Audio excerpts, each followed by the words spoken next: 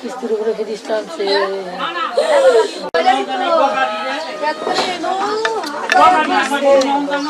আমার না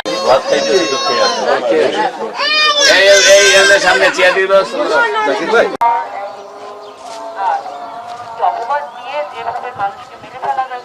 প্রথমে সে ভালুকায় ঘটনা ঘটেছে, ময়মনসিংহে বিচার হবে।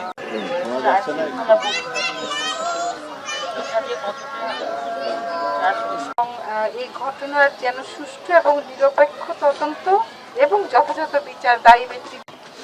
তাহলে এই যে দায়িত্বশীল সন্তান, এই সন্তানকে তো আমরা ঘরে কিন্তু তাদের বিপদে তাদের পাশে থাকার আর আপনারা যারা সাংবাদিক বন্ধুরা আছেন তাদের মাধ্যমে তো আমরা সরকারকে প্রথম থামায় নিয়েছে যে আমাদের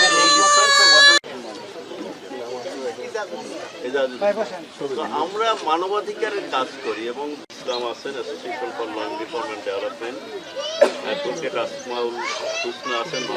এরকম একজন অসহায় শ্রমিক তাকে এইভাবে আক্রমণ করে এইভাবে ভীষণ অন্যায়ভাবে তো বটেই, কিন্তু নৃশংসভাবে হত্যা করা হয়েছে। এটা খুব খারাপ ইঙ্গিত দেয় এবং সত্যিকার অর্থে এই মবের পরিচালিত যেই বিচার সেটা থেকে আমাদের সরে অবশ্যই আসতে হবে এবং যারা এদের উস্কানি দিচ্ছে তাদেরকেও বিচারে আনতে হবে। ইসলাম ধর্মের অবমাননা কোনোভাবেই আপনি হত্যা করে আপনি ইসলাম ধর্মের প্রতি সম্মান আনতে পারেন না, কখনোই না। ইসলাম ধর্মের প্রতি সম্মান বজায় রাখা মানেই হচ্ছে শান্তি প্রতিষ্ঠা করা।